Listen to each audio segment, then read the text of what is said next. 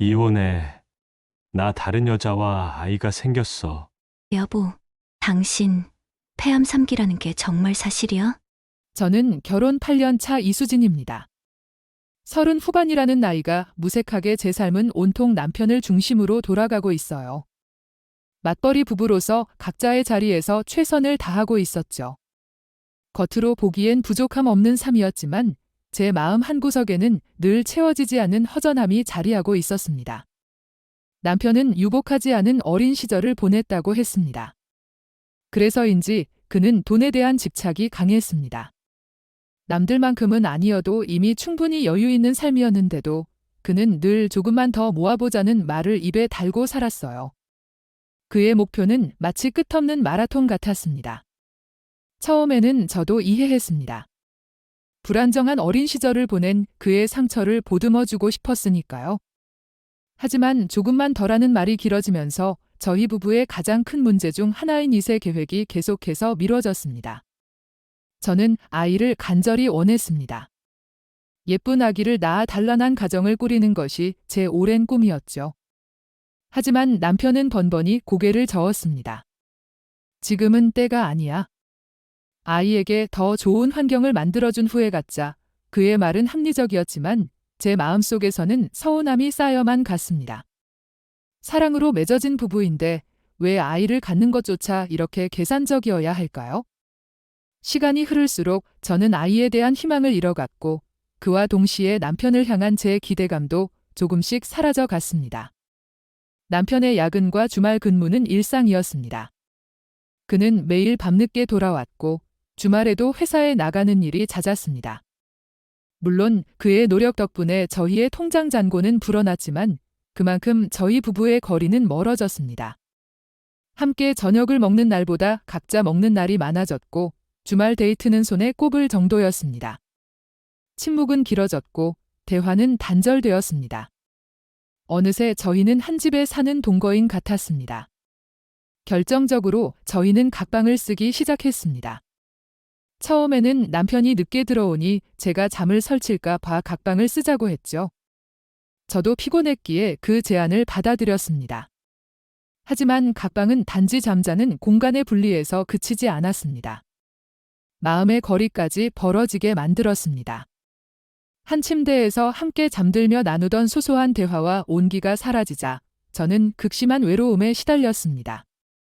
외로움은 곧 실망감으로 변했습니다. 결혼 전 저를 그토록 사랑하고 아껴주던 남편의 모습은 어디로 사라졌을까요? 그의 눈에는 오직 돈만이 전부인 듯 보였습니다. 저는 답답한 마음에 남편에게 제 감정을 솔직하게 털어놓으려 애썼습니다.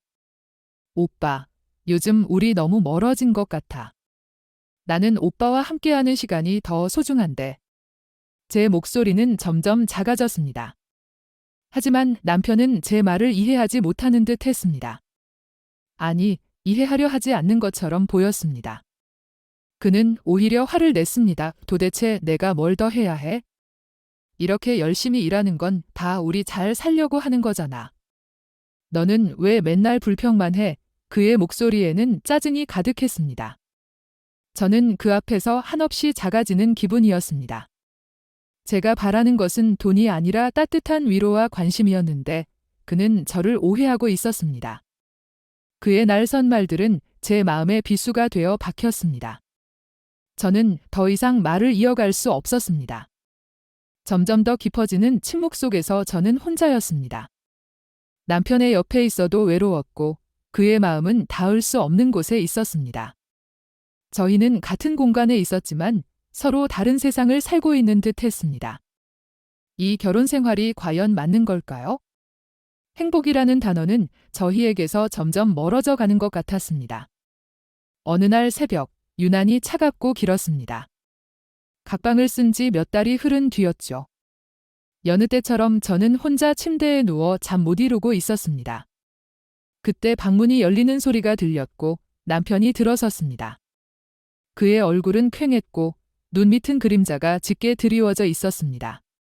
저는 무슨 일이 생긴 건가 싶어 불안한 마음으로 그를 바라봤습니다. 이혼하자.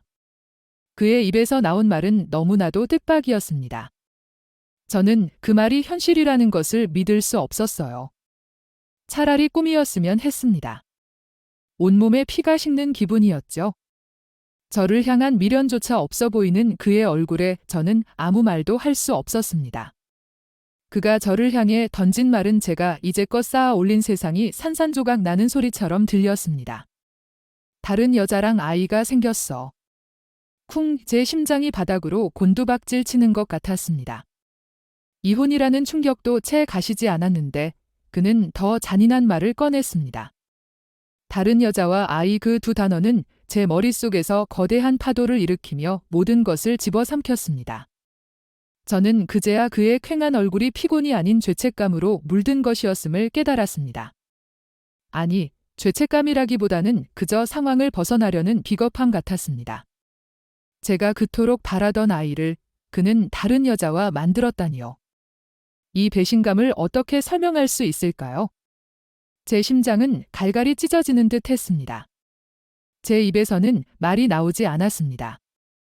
눈물조차 나오지 않았어요. 그저 멍하니 그를 바라볼 뿐이었죠. 그는 제 앞에서 숨 쉬는 것조차 힘겨워 보였습니다. 그의 입술이 파르르 떨리는 것을 보며 저는 이 모든 것이 거짓말이기를 바랐습니다. 하지만 그의 눈빛은 진실을 말하고 있었습니다. 정신을 차리자마자 저는 시어머니께 전화를 걸었습니다. 목소리는 떨렸고 눈물은 쉴 새 없이 흘렀습니다.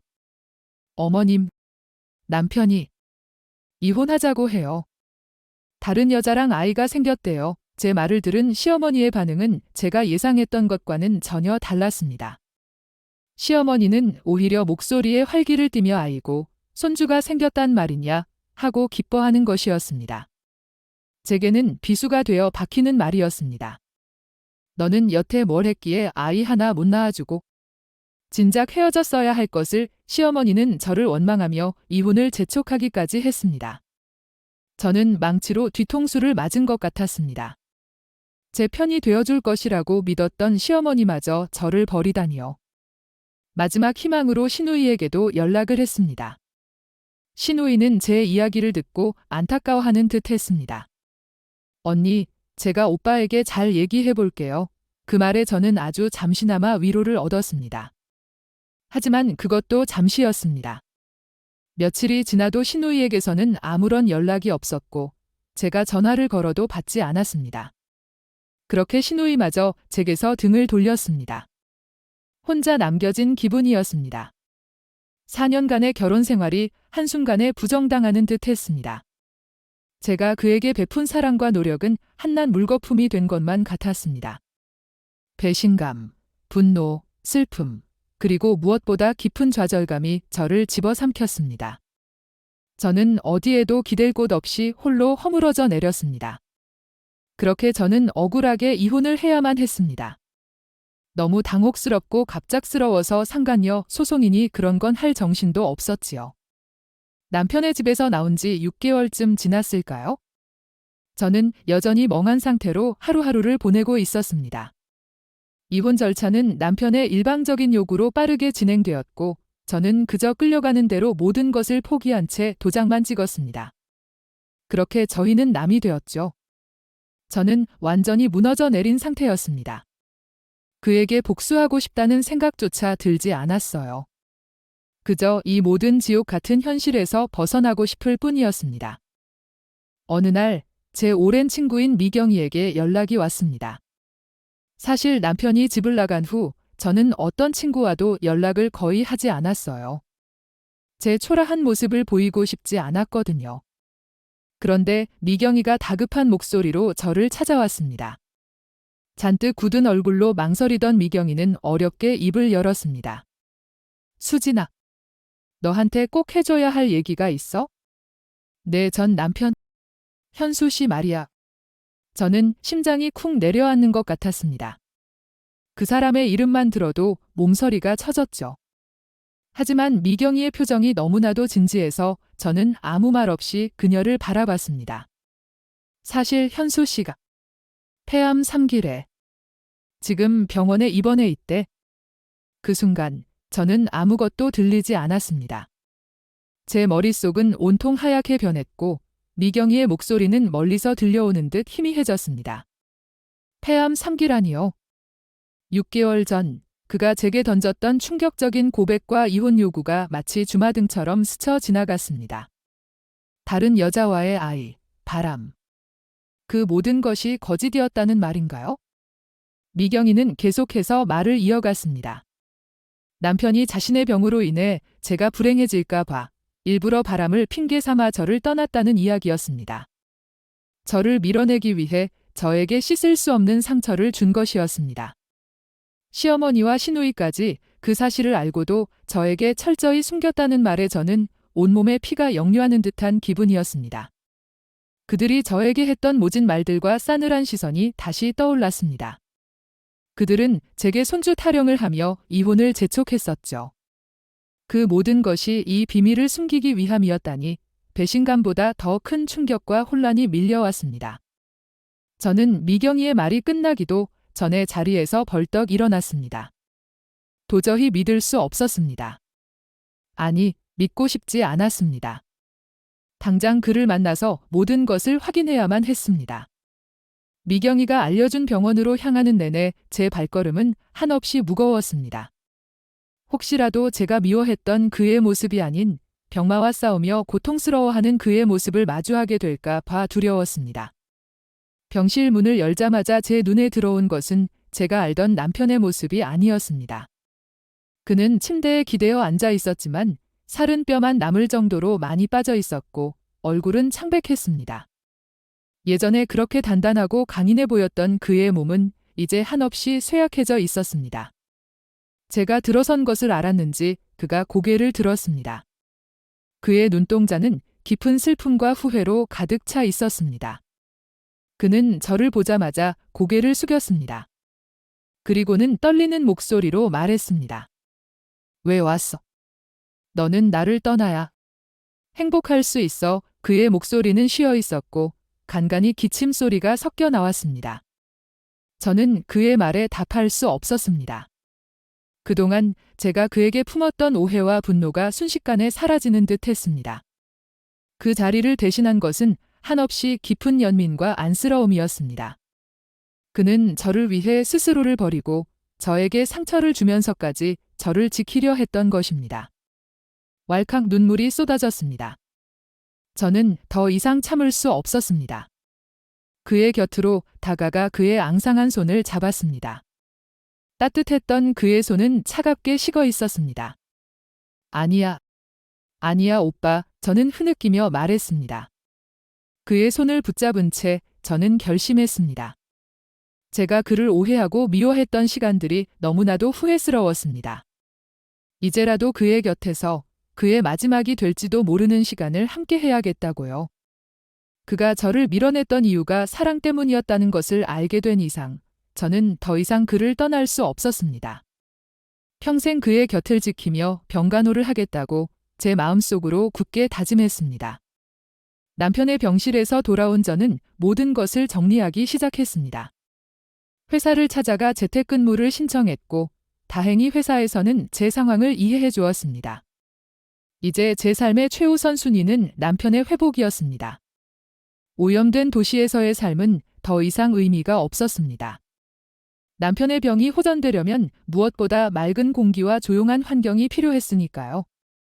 저희는 모든 것을 정리하고 시골 마을로 이사하기로 결정했습니다. 낯선 시골에서의 삶은 처음엔 모든 것이 서툴렀습니다. 하지만 남편과 저는 함께 그 시간을 채워나갔습니다. 매일 아침 함께 텃밭을 가꾸고 오후에는 산책을 하며 이야기를 나눴습니다. 제가 정성스럽게 준비한 음식들을 남편은 남김없이 먹었고 저는 그런 그를 보며 희망을 놓지 않았습니다.